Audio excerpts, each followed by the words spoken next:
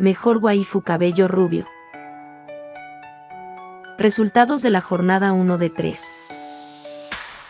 El primer enfrentamiento fue entre androide número 18 versus Rit. Este fue un duelo muy interesante que terminó con victoria para androide número 18.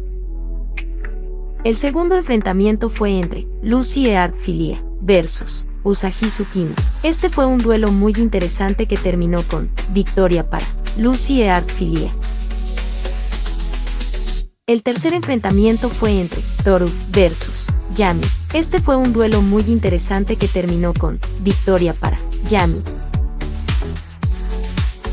El cuarto enfrentamiento fue entre Kei Karuizawa versus Darkness. Este fue un duelo muy interesante que terminó con victoria para Darkness. El quinto enfrentamiento fue entre Ruby Hoshino versus Annie Lianhart. Este fue un duelo muy interesante que terminó con victoria para Ruby Hoshino. El sexto enfrentamiento fue entre Artoria Pendragon versus Liselot Serlock.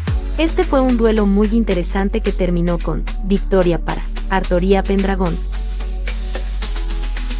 El séptimo enfrentamiento fue entre Violet Evergarden versus Misa Amane. Este fue un duelo muy interesante que terminó con victoria para Violet Evergarden. El octavo enfrentamiento fue entre Marisa Otome versus Kaho Hinata. Este fue un duelo muy interesante que terminó con victoria para Kaho Hinata. El noveno enfrentamiento fue entre Himiko Toga versus Charlotte Unois. Este fue un duelo muy interesante que terminó con victoria para Charlotte Unois. El décimo enfrentamiento fue entre Akaneki no Chita versus Sui. Este fue un duelo muy interesante que terminó con victoria para Sui. El 11º enfrentamiento fue entre Ai Hayasaka versus Kohaku. Este fue un duelo muy interesante que terminó con victoria para Ai Hayasaka.